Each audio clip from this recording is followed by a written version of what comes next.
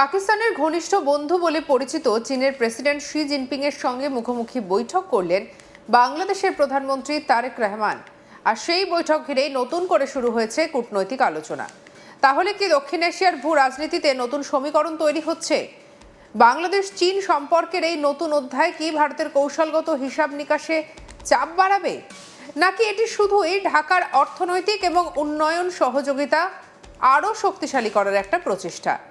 চীনের রাজধানী বেজিং এর ঐতিহাসিক গ্রেট হল অফ দ্য পিপলে অনুষ্ঠিত হয়েছে দুই দেশের শীর্ষ পর্যায়ের এই বৈঠক।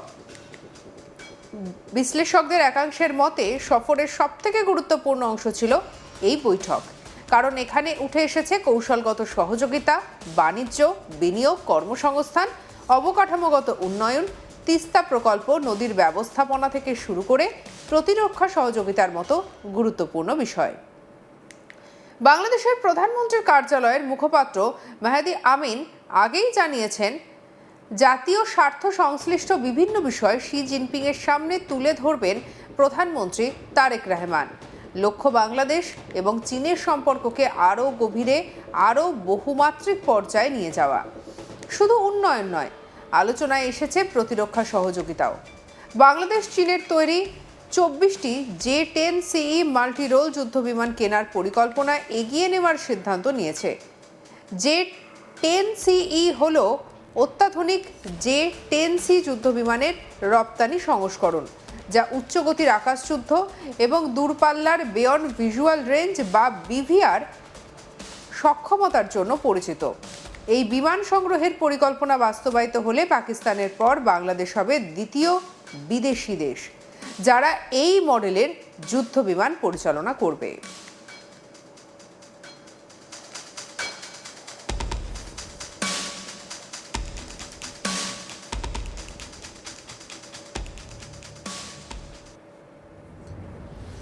এর থেকে চীনের প্রধানমন্ত্রী লি চিয়াংয়ের সঙ্গে বৈঠক করেন প্রধানমন্ত্রী তারেক রহমান।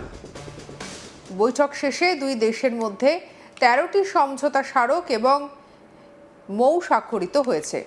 গ্লোবাল ডেভেলপমেন্ট ইনিশিয়েটিভের আওতায় এসব সমঝোতা উন্নয়ন, বিনিয়োগ, অবকাঠামো, কর্মসংস্থান এবং জনগণের মধ্যে যোগাযোগ বৃদ্ধিতে সহায়ক হবে বলেই আশা করা হচ্ছে। সমঝোতা স্বাক্ষরের পর বাংলাদেশের প্রধানমন্ত্রী এবং তার সফর সঙ্গীদের সম্মানে নৈশভোজের আয়োজন করেন লি চিয়াং। এর আগে বেজিংয়ের তিয়ানআনমেন স্কোয়ারে অবস্থিত মনুমেন্ট টু দ্য পিপলস হিরোজে শ্রদ্ধা জানান প্রধানমন্ত্রী। চীনের বিপ্লবী বীরদের স্মরণে তার লাল সবুজ রঙের বিশেষ পুষ্পস্তবক অর্পণ করেন।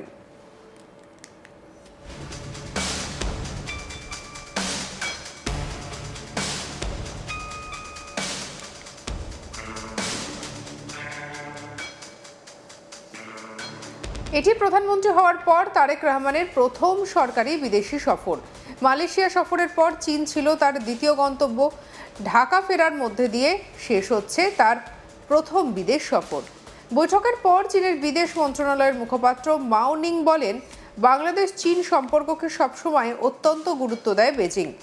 বিশ্ব পরিস্থিতি যেমনই পরিবর্তন হোক না কেন, বাংলাদেশের সঙ্গে বন্ধুত্ব আরও শক্তিশালী করতে চীন অঙ্গীকারবদ্ধ। তিনি আরও বলেন, জাতীয় স্বাধীনতা, সার্বভৌমত্ব এবং ভৌগোলিক অখণ্ডতা রক্ষায় বাংলাদেশকে সমর্থন করবে চীন এবং যে কোনো বিদেশি হস্তক্ষেপের বিরোধিতার ক্ষেত্রেও বাংলাদেশের পাশে থাকবে বেজিং। এ বিষয়ে তারেক রহমানের সফর সঙ্গে কি বলেছেন শুনব। সংক্ষিপ্ত একটা সফরে চীনে এসেছেন। এই সফরটাকে আসলে আমরা কিভাবে সফলতার দিক থেকে বিবেচনা করব?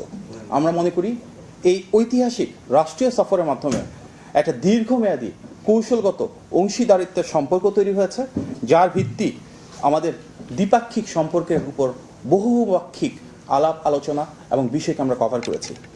সো ইন ওয়ান টার্ম আমরা যদি বলি, ঐতিহাসিক এই রাষ্ট্রীয় সফরের মাধ্যমে আমরা একটি long term strategic partnership Bangladesh এবং চীনের ভিতর বিল্ড হতে দেখেছি। এই স্বল্প সময়ে আমাদের মাননীয় প্রধানমন্ত্রী চীনের সবচেয়ে ক্ষমতাধর যে 3জন মানুষ রয়েছেন ওনাদের সাথে আলাদাভাবে বৈঠক করেছেন।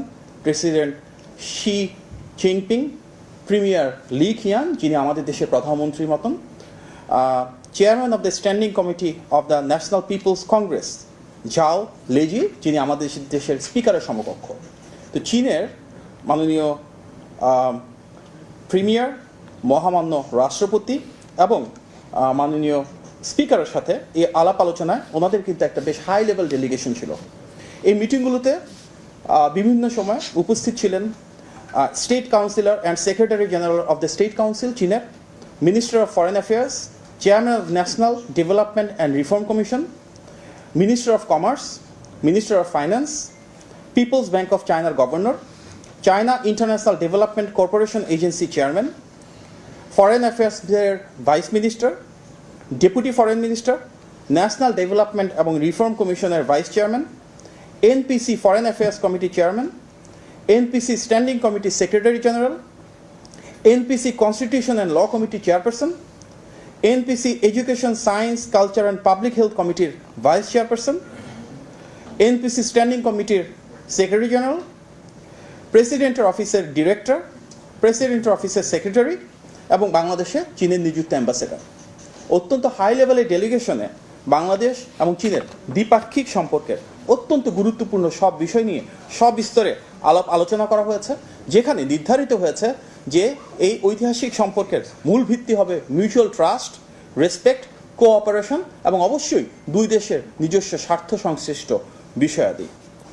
আমাদের এই দ্বিপাক্ষিক আলোচনার পর মাননীয় প্রধানমন্ত্রী এবং চীনের নেতৃত্বের সম্মতির উপর ভিত্তি করে মোট 17টি মেমোরেন্ডাম অফ আন্ডারস্ট্যান্ডিং বা এমইউ স্বাক্ষরিত হয়েছে। তার মাঝে 13টি বাংলাদেশের মাননীয় প্রধানমন্ত্রী এবং চীনের মাননীয় প্রিমিয়ারের উপস্থিতিতে দুই দেশের বিভিন্ন গভর্নমেন্টের মিনিস্ট্রি টু মিনিস্ট্রি সিগনেচার হয়েছে।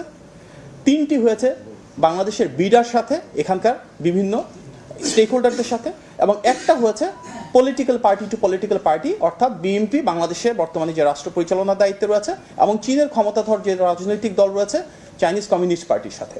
সুতরাং 13টি মিনিস্ট্রি টু মিনিস্ট্রি, 3টি বিডার সাথে এখানকার বিভিন্ন প্রতিষ্ঠানের এবং দুটি দেশের বর্তমানে রাষ্ট্র পরিচালনায় যে রাজনৈতিক দলগুলো রয়েছে তাদের ভেতরে। আমাদের টোটালে ঐতিহাসিক সফরের উপর ভিত্তি করে একটি জয়েন্ট কমিউনিকে, যেটাকে আমরা বাংলায় বলি যৌথ ইশতেহার প্রণীত হচ্ছে। সেখানে 16টি পয়েন্ট থাকবে, অর্থাৎ 16 পয়েন্ট সম্বলিত একটি যৌথ ইশতেহার, যেটি আপনারা খুব শীঘ্রই পাবেন পাবলিকলি। সেখানে এই পুরো সফরের বিস্তারিত যে আন্ডারস্ট্যান্ডিংগুলো হয়েছে, যেখানে ঐক্যমত্য হয়েছে, সেই কনসেনসাসগুলো তুলে রাখা হবে। চীনের গ্লোবাল ডেভেলপমেন্ট ইনিশিয়েটিভের আওতায় এই সহযোগিতাগুলোকে ভবিষ্যতের অর্থনৈতিক অংশীদারিত্বের গুরুত্বপূর্ণ ভিত্তি হিসেবে দেখা হচ্ছে। বাংলাদেশ চীন সম্পর্কের এই নতুন গতি কি দক্ষিণ এশিয়ায় কূটনৈতিক মানচিত্রের নতুন সমীকরণ তৈরি করবে? ভারতের নিরাপত্তা ও কৌশলগত পরিকল্পনায় এর কি কোনো বাস্তব প্রভাব পড়তে পারে, নাকি ঢাকার এই পদক্ষেপ কেবল অর্থনৈতিক উন্নয়ন, বিনিয়োগ বৃদ্ধি এবং বহুমুখী পররাষ্ট্রনীতির স্বাভাবিক অগ্রগতি? উত্তর আজই মিলবে না, সময় বলবে। সঙ্গে রাখুন আজ তাক বাংলাকে। অন্যান্য খবরের জন্য সাবস্ক্রাইব করতে ভুলবেন না।